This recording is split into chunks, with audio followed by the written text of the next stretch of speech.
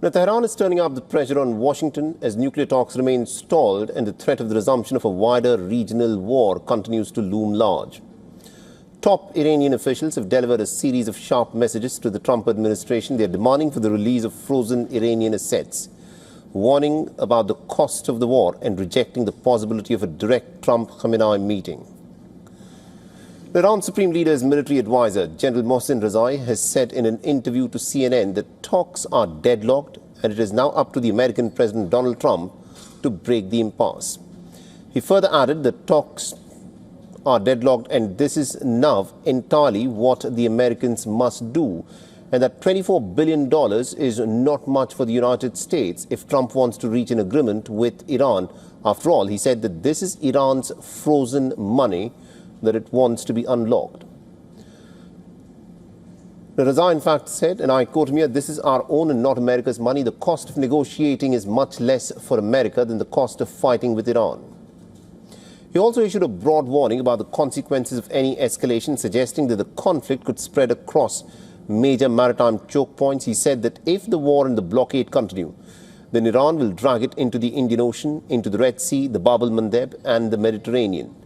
He also added that a meeting between Trump and the Supreme Leader Mujtaba Khamenei is not going to happen. On the other side, Trump struck an optimistic tone, saying that the United States will come out of this war very quickly.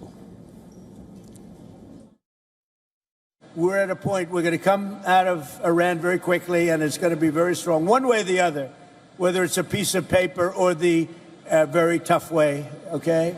The very tough way is maybe the easier way.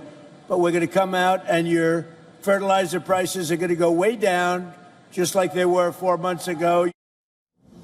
In a separate interview with NBC News, Trump in fact claimed that Iran still retains anywhere from 21 to 22% of its missile arsenal.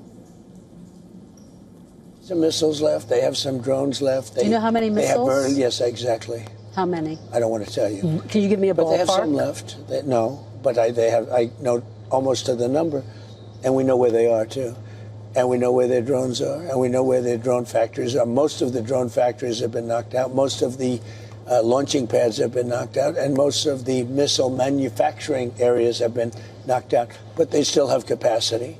They have some missiles. They have some drones. I would say percentage-wise, maybe 21, 22% of their missiles. It's a lot of missiles.